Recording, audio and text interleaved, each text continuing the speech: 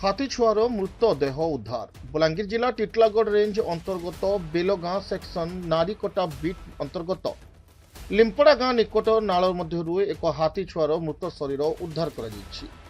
गत किछि दिन है कलाहांडी जिलूर निज गोठरू अलगा होई लिंपड़ा गाँ को लगी बर्निंग जंगल रे चलाचल करुला। हाथी छुआ रुग्ण अवस्था थिबा नहीं वन विभाग पाखरे सूचना रही और चिकित्सा उद्यम जारी रही।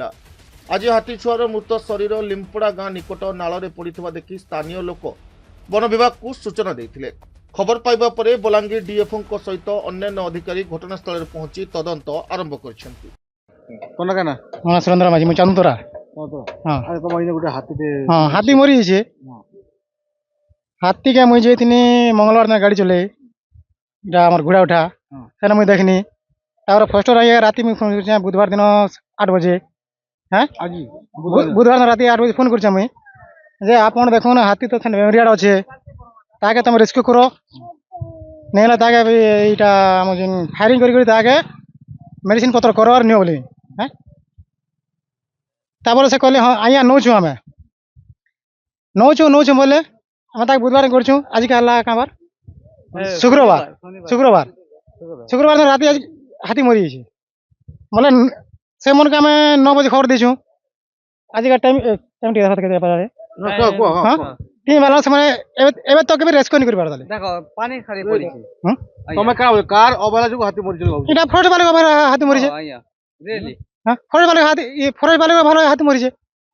हाथी आगो किलो थिला हाथी थिला घोड़ा उठारे मंगलवार दिन मैं वर्तमान देखि जाय हां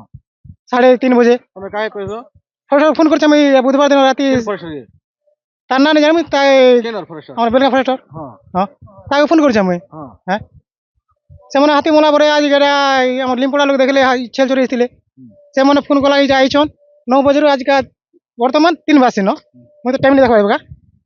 3 ऊपर भी हेबान से एते बेल तक से मैंने हाथी के से मृत हाथी के रेस्क्यू नहीं करबा ताले बोले लागी जा केते बजे करबे सर आज माने फीमेल हाथी सब 18 हाथी कोठ आस्तला किंतु पोसे करबे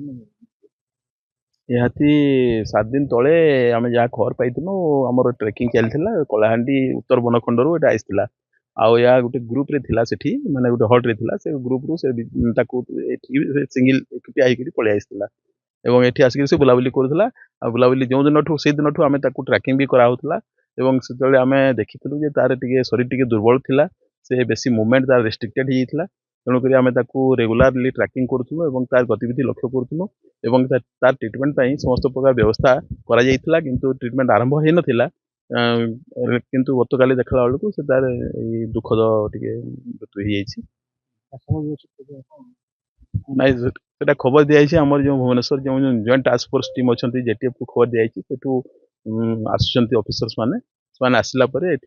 सीडीबी को भी ऑलरेडी चिठी करी सहित कथा लगी से गोटे 3 जणिया डॉक्टर टीम पठेबे 3 जणिया डॉक्टर टीम प्लस जेटीएफ उपस्थिति रे आम आज संध्यारे किंबा आज संध्यारे नहले काली सकाळे आम व्यवस्थित करबा गाँ लोक देखी हाथी 3 दिन तले रुग्ण अवस्था बेलगा फर्स्ट से खबर भी देखिए रुग्ण अवस्था हाथी अभियोग वन विभाग कौन प्रकार पदक्षेप नेला ना नहीं चिकित्सा आम व्यवस्था करूँ मु कथा लगी डीभीओ सांगे कथा लगी सीडीभीओ सागे कथा लगी तो मैंने भी टीम पठेबार व्यवस्था था गत काली आमर एक्चुअली टीम आसिक टीम आसिक चिकित्सा आरंभ करार किंतु ता पूर्वर काली आम जो दिन बेला ट्रैकिंग करूँ दिन बेला किंतु तार एक्चुअल सठिक पोजिशन आम जापार नथिलु आउे संध्यारे आम ट्रैकिंग कला बेलू संध्यारे जापारू तार पोजिशन आज ट्रिटमेंट आमर आरंभ करार टिटलागढ़ ओडिशा ब्यूरो मुख्य संतोष कुमार पट्टनायक रिपोर्ट श्रीक्षेत्र लाइव।